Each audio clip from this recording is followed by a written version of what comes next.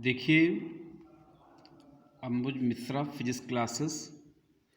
आज हम बात करते हैं चैप्टर 6 की। इस चैप्टर का नाम है सरल परिपथ। सरल परिपथ में सबसे पहले जब हेडिंग की बात करेंगे वो हमारी हेडिंग है सेल। देखिए, सेल किसे कहते हैं, सेल क्या है, इसके विषय में डिटेल बताएंगे आपको हम।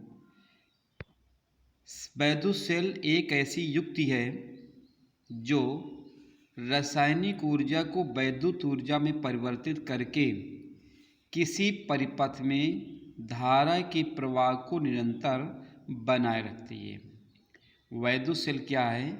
वैद्युत सेल एक ऐसी युक्ति है जो रासायनिक ऊर्जा को वैद्युत ऊर्जा में परिवर्तित करके किसी परिपथ में धारा के प्रवाह को निरंतर बनाए रखती है।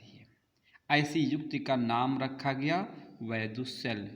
ठीक, अब देखिए, वैद्युत सेल में साफ स्पष्ट है, इसमें रासायनिक ऊर्जा वैद्युत ऊर्जा में कन्वर्ट होती है। तो इसको देख लेते हैं थोड़ा इसमें डिटेल। अब देखो, सेल बनाने का तरीका क्या होता है। इसमें एक हमने ये पात्र लिया है और इस पात्र में एक हमने घोल लिया है। ये जो उसमें घोल भरा होता है, चलो यहाँ पे एक सिंपल सा घोल लेते हैं H2SO4। H2SO4 यहाँ पे घोल है और इसमें इलेक्ट्रोड, एक इलेक्ट्रोड कंपलसरी है, जिंक की होनी चाहिए। और दूसरा जो इलेक्ट्रोड हमारे पास ये है, ये किसी भी कंडक्टर का ले सकते हैं, किसी भी चालक पदार्थ का ले सकते हैं। मान लिया यहाँ पर हम कापर का लेते हैं, ये कापर का है, ये जिंक का है। H2SO4 हमारा जो घोल होता है, H2SO4 जो घोल हमारे पास है, ये हमेशा क्या होता है, आयनों में टूट जाता है। H2SO4 आयनों में टूट गया, H2 प्लस प्लस और SO4 माइनस माइनस, ये आयनों में टूट जाता है। जैसे ये आयनों में टूट जाता है, अब ये हमारे पास SO4 हमारे, देखिए यहाँ पर SO4 है, इसके लिए दो रास्ते बचते हैं। या तो ये जिंक के साथ कंबाइंड हो जाए, Zn प्लस प्लस के साथ कंबाइंड हो जाए, या तो ये फिर H2SO4 के साथ चला जाए। अब यहाँ पे SO4 आयनों में जो जैसे टूटता है, इसके दो विकल्प मिलते हैं, Zn प्लस प्लस के साथ, और ये चला जाए या तो H2 के साथ प्लस प्लस के साथ चला जाए। क्योंकि ये प्लस है, ये माइनस है, एक दूसरे को अट्रैक्ट करता है कूलाम के नियम से। ये प्लस है, ये माइनस, तो ये कॉम्बिनेशन तो था ही था, ये कॉम्बिनेशन तो था ही। ये जब टूटा तो ये H2 प्लस प्लस अलग हुआ, SO4 अलग हुआ, और ये अब Zn प्लस प्लस के साथ ये जाना चाहता है। Zn प्लस प्लस के साथ जाकर क्या बनाना चाहता है, ZnSO4, Zn plus plus plus SO4 minus minus combined होकर के प्लस माइनस की वजह से ये ZnSO4 ये बनाना चाहता है। अब यहाँ पे एक बात आती है, प्रश्न उठता है कि ZnSO4 क्यों बनाना चाहता है। उसका रीज़न ये है कि H2SO4 जो बना होता है, इसको बनाने में ज़्यादा एनर्जी की आवश्यकता होती है, इसको बनाने में ज़्यादा ऊर्जा की आवश्यकता होती है, और ZnSO4 को बनाने में कम ऊर्जा की आवश्यकता होती है। प्रत्येक पदार्थ लोवेस्ट एनर्जी में रहना चाहता है, ये संसार का नियम है, प्रकृति का नियम है। प्रत्येक पदार्थ कम से कम ऊर्जा कम से कम ऊर्जा में रहना चाहता है। क्यों? आप देखते हैं, पानी जो होता है ऊंचाई से, अधिक ऊंचाई से कम ऊंचाई की ओर प्रवाहित होता है। अधिक ऊंचाई में यह ज़्यादा है तो mgh के सूत्र से, mgh अधिक ऊंचाई में mgh के सूत्र से s ज़्यादा है, तो उसके पास पोटेंशियल एनर्जी ज़्यादा है, वो कम ऊर्जा में जाना चाहता है, तो यश क्या करता है, घटाने की कोशिश करता है, और यश घटेगा तो उसकी ऊर्जा घटेगी। बिल्कुल सिंपल सी बात है। जैसे हम लोग खड़े होते हैं, तो हम लोग खड़े होने में h ज़्यादा है तो हमारे पास एनर्जी ज़्यादा है, लेकिन हम लोग क्या चाहते हैं, कम ऊर्जा में जाना चाहते हैं, तो हम लोग बैठना चाहते हैं, और हम लोग बैठ जाते हैं, एच घट गया तो हमारी ऊर्जा घट गई। और भी ऊर्जा घटाना चाहते हैं तो हम लोग लेट जाते हैं, तो लेटने में एच और घट गया तो हमारी ऊर्जा और घट गई। दुनिया का रूल होता है, प्रकृति का भी उसी प्रकार रूल है, वो कम से कम ऊर्जा स्तर में रहना चाहता है। इसलिए ये ZnSO4 बनाना चाहता है, क्योंकि इसकी ऊर्जा, इसको बनाने में कम ऊर्जा की आवश्यकता होती है, ये ZnSO4 बनाना चाहता है। अब यहाँ पे देखिए समझने वाली बात है, ये हमारे पास जिंक है न कि Zn++, ये जिंक है, उदासीन जिंक है न कि Zn++। तो ये ऐसे यहाँ पे H2 भी है, H2++ भी है, और यहाँ पर क्या है SO4, ये माइनस माइनस भी यहाँ पर पाया जाता है। तो SO4 Zn के साथ जाना चाहता है, तो Zn++ कब बनेगा, जब ये Zn क्या करेगा, अपने 2 इलेक्ट्रॉनों को हटाएगा। Zn का हर परमाणु जब 2 इलेक्ट्रॉनों को बनाएगा तो हर मॉलिक्यूल क्या हो जाएगा, Zn++ बन जाएगा जब 2 इलेक्ट्रॉनों को हटाएगा। तो ये क्या करता है, इसी प्रवृत्ति में क्या करता है, इलेक्ट्रॉनों को अपने अंदर से ऊपर भेज देता है। ये देखो ध्यान से, SO4 इसके आकर के आसपास यहाँ पर सब SO4 इकट्ठा हो गए हैं। कौन इकट्ठा हो गया, इसके आसपास यहाँ पे जहाँ पेन चला रहे हैं सब जगह SO4 यहाँ पे इकट्ठा हो गए और इलेक्ट्रॉनों को ऊपर भेज दिया, सभी इलेक्ट्रॉनों को ऊपर भेज दिया। यहाँ पे SO4 माइनस इकट्ठा हो गए, लेकिन अभी जिंक के साथ मिले नहीं हैं। क्यों नहीं मिले हैं, कि पूरी रॉड हमारी अब भी क्या है, उदासीन है। भले नीचे प्लस में आ गया है, SO4 आके इसको घेर लिया है, लेकिन अभी ये जिंक हमारी पूर्ण रूप से नेगेटिव, इस पर चार्ज नहीं, क्योंकि पूर्ण रूप से उदासीन। इलेक्ट्रॉन आकर ऊपर इकट्ठे हो गए, अब ये इलेक्ट्रॉन यहाँ पर झुंड बना करके खड़े हो गए। दूसरी बात देखिए, लेकिन SO4 अभी जिंक के साथ मिला नहीं है। अब इधर कंडीशन क्या होती है, जब SO4 इधर चला गया, जब SO4 इधर जाके झुंड बना के इकट्ठा हो जाता है, तो जो H2 होता है, H2++, भाई यहाँ पर जो जिंक है SO4 को खींचती है, SO4 को जिंक खींचती है, तो ये आपस में जाते हैं और माइनस ऊपर आके इकट्ठा होता है। जो H++ होते हैं, H2 जो प्लस होता है, वो जाकर के यहाँ पे सब इकट्ठा हो जाते हैं, इस यानी कि कापर के पास आ जाते हैं, कापर के नज़दीक आ जाते हैं। इस तरह सिचुएशन बनती है। अब होता क्या है कि अब इसके इलेक्ट्रॉन ये यहाँ से जाना चाहते हैं, और ये जो इलेक्ट्रोड हमारा ये भी पॉजिटिव हो चुका है, ये भी यहाँ पे प्लस आके इकट्ठा हो जाते हैं, क्योंकि H2 इसके साथ एडजस्ट हो रहा है, होना चाहता है ये इसके साथ। अब यहाँ पे नेगेटिव चार्ज इकट्ठा है, यहाँ पे पॉजिटिव चार्ज इकट्ठा है, लेकिन बाहर नहीं जा सकता है। क्यों नहीं जा सकता है, क्योंकि इसको कोई कंडक्टर नहीं मिल रहा है। अब हमने क्या किया, एक बल्ब लिया, ये बल्ब यानी कि इसका रेजिस्टेंस कैपिटल R है, और इसको एक तार के सहायता से ऐसे देखो इलेक्ट्रोडों से हमने कंबाइंड कर दिया। जैसे इसको इस इलेक्ट्रोड को जोड़ देते हैं, तो इलेक्ट्रॉन बाहर निकलना ही चाह रहे थे, तो इलेक्ट्रॉनों को रास्ता मिल गया और इस तार के द्वारा बल्ब से होते हुए और इस इलेक्ट्रोड पर आ गए। जैसे इलेक्ट्रॉन ऐसे इस इलेक्ट्रोड पर आते हैं, तो मान लिया 2 इलेक्ट्रॉन यहाँ पर आए। देखिए 2 इलेक्ट्रॉन जैसे ही जिंक से आते हैं, तो यहाँ पर कौन इकट्ठा है, 2H++ इकट्ठा होता है। ये दोनों आपस में मिल जाते हैं, और मिलने के बाद क्या बनाते हैं, H2, इसका 2 इलेक्ट्रॉन इसके 2 पॉजिटिव से उदासीन हो जाता है, और ये कुल मिलाकर क्या होता है, चार्ज रहित हो जाता है, और ये H2 गैस बना लेता है। और ये H2 गैस क्या होती है, बुलबुले के रूप में क्या होती है, इससे अब गट्टे से बाहर चली जाती है। ये H2 गैस बन गई, ये अब गट्टे से बाहर चली गई।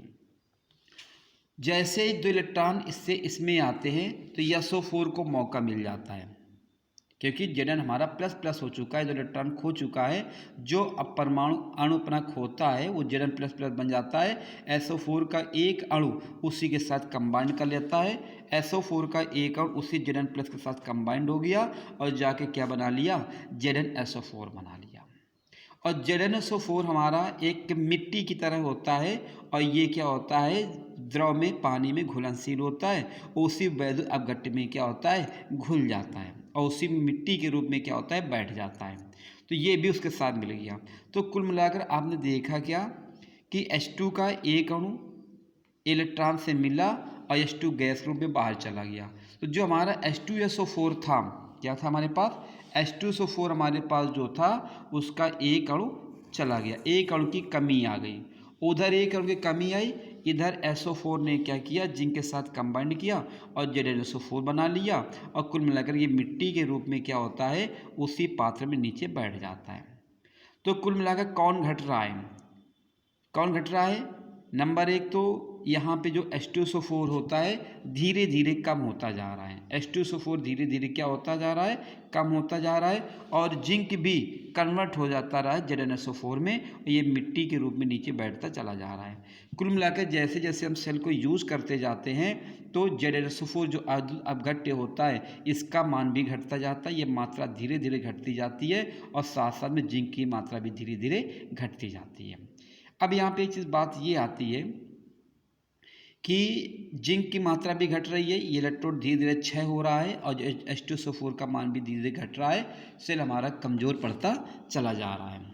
लेकिन ध्यान दीजिए, जैसे एक बार फिर देखिए, यहाँ से 2 इलेक्ट्रॉन इससे निकले, इस बाय पर्पस से ऐसे होते हुए इसमें जैसे आते हैं H2 के साथ क्रिया करते हैं, ये देखिए H2 साथ क्रिया करते हैं और H2 गैस बना करके ये चले जाते हैं। जैसे ही 2 इलेक्ट्रॉन इससे निकलते हैं SO4 यहाँ से उठता है, यहाँ से सपोज जो इकट्ठा होते हैं तुरंत भगते हैं अंदर की ओर और Zn के साथ क्रिया कर लेते हैं, Zn++ के साथ, और ZnSO4 बना लेते हैं। तो बाहर देखिए कौन चला, बाहर कौन चला, इलेक्ट्रॉन। 2 इलेक्ट्रॉन ऐसे गए, 2 इलेक्ट्रॉन ऐसे गए, जैसे 2 इलेक्ट्रॉन यहाँ पे जाते हैं किससे क्रिया होती है, H2 से 2s+ से क्रिया होती है 2 इलेक्ट्रॉनों की, और हाइड्रोजन गैस बनता है, वायुमंडल में चला गया। ये सर्किट यहाँ से पूरा हुआ। उसी क्षण क्या होता है, यह SO4 यहाँ से चलता है, यहाँ से SO4 चलता है और इसके पास पहुँच गया। 2 SO4 अपने साथ क्या लिए हुए, देखिए ध्यान से, SO4 के साथ माइनस माइनस अपने साथ 2 इलेक्ट्रॉन लिए हुए, यहाँ 2 इलेक्ट्रॉन आए, इसने 2 इलेक्ट्रॉन यहाँ से उठाए, इसे 2 इलेक्ट्रॉन लिए हुए और दोनों इलेक्ट्रॉन इस प्लेट से इस प्लेट पे चले गए। पूरा सर्किट कंप्लीट हो गया। रिएक्शन, केमिकल रिएक्शन भी कंप्लीट हुई, और केमिकल रिएक्शन से क्या हुआ, ये जो इलेक्ट्रॉन थे उनका पथ भी, सर्किट भी कंप्लीट हो गया। तो देखिए ध्यान से, केमिकल रिएक्शन होती है और उधर वो पूरा परिपथ का इलेक्ट्रॉन पूरे पथ के राउंड कर लेता है, और इलेक्ट्रॉन का चलना, आवेश का चलना, यही कहलाता है, धारा कहलाती है। धीरे धीरे पदार्थ क्षय होता जाता है, लेकिन जब तक क्षय होता रहता है उतने समय तक क्या होता है, सर्किट में धारा बहती रहती है। इस प्रकार रासायनिक ऊर्जा में वैद्युत ऊर्जा के रूप में कंटिन्यूअस प्राप्त होती रहती है। ये सेल है। एक बात फिर सुन लें, सेल क्या है।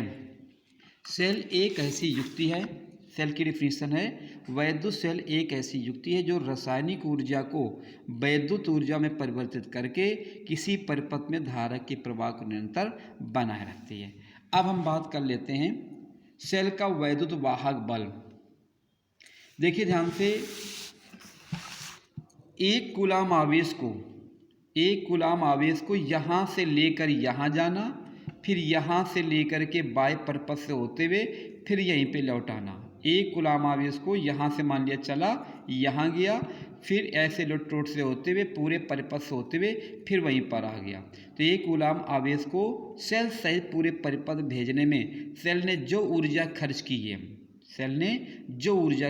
है, एक कूलाम आवेश को भेजने में, एक कूलाम आवेश को भेजने में सेल ने जो ऊर्जा खर्च की है उस ऊर्जा का नाम है सेल का वैद्युत वाहक बल। तो सेल का वैद्युत वाहक बल ऊर्जा होती है, लेकिन कौन सी ऊर्जा होती है, एक कूलाम आवेश को सेल सहित पूरे परिपथ में प्रवाहित करने, पूरे क्लोज परिपथ में प्रवाहित करने में सेल जितना ऊर्जा खर्च कर रहता है उसी ऊर्जा को क्या बोल देते हैं, सेल का वैद्युत वाहक बल। इसी ऊर्जा का नाम कार्य भी कह दिया गया है। तो सेल का वैद्युत वाहक बल क्या होता है, इसको देख लें। सेल का वैद्युत वाहक बल एकांक आवेश को सेल सहित पूरे परिपथ में प्रवाहित करने में सेल द्वारा किए गए कार्य को सेल का वैद्युत वाहक बल कहते हैं। इसे कैपिटल ई से प्रदर्शित करते हैं। यानी एक कूलाम आवेश को सेल सहित पूरे परिपथ में प्रवाहित करने में सेल द्वारा किए कार्य को क्या बोलते हैं, सेल का वैद्युत वाहक बल कहते हैं। इसे कैपिटल ई से प्रदर्शित करते हैं। देखिए ध्यान से, यदि क्यू कूलाम आवेश को सेल सहित पूरे परिपथ में प्रवाहित करने में सेल द्वारा किया कार्य कैपिटल डब्ल्यू हो तो सेल का वैद्युत वाहक ई बराबर W/Q। ये सेल का वैद्युत वाहक बल का सूत्र बनता है। चलो इसको आगे हम देख लेते हैं। सेल का वैद्युत वाहक बल बना E बराबर W/Q। तो इसका मात्रक देख लेते हैं। यहाँ पे हम मात्रक है, इसका जो मात्रक बनेगा, मात्रक W का मात्रक बनता है जूल, और इसका मात्रा क्या बनता है, कूलाम। जूल पर कूलाम इसका मात्रा बनता है, और इसी हम क्या बोल देते हैं, वोल्ट भी कहते हैं। क्या बोलते हैं, वोल्ट, जूल पर कूलाम या वोल्ट। चलो विमीय सूत्र देख लेते हैं। विमीय सूत्र, इसका विमीय सूत्र क्या बनता है, जो जूल है ये कार्य है, कार्य की विमा होती है ml² T⁻⁻2 होती है, ध्यान दें। और कूलाम की विमा क्या होती है, AT होती है। इसको जब ऊपर लाते हैं इसका डायमेंशन फॉर्मूला बनता है ml² A-1 T⁻⁻3, ये इसका डायमेंशन फॉर्मूला बनता है। तो ये हुआ सेल का वैद्युत वाहक बल। तो सेल का वैद्युत वाहक बल का सिंबल क्या है, E। सेल का वैद्युत वाहक बल सिंबल क्या है, E। फार्मूला क्या बनता है, E का फार्मूला बनता है E बराबर W/Q। क्या डिफिनेशन बनती है, एक कूलाम आवेश को सेल सही पूरे परिपथ में प्रवाहित करने में सेल द्वारा जो किया कार्य होता है, उस कार्य को कहा जाता है सेल का वैद्युत वाहक बल। इस तरह हम सेल के वैद्युत वाहक बल की डिफिनेशन पढ़ते हैं।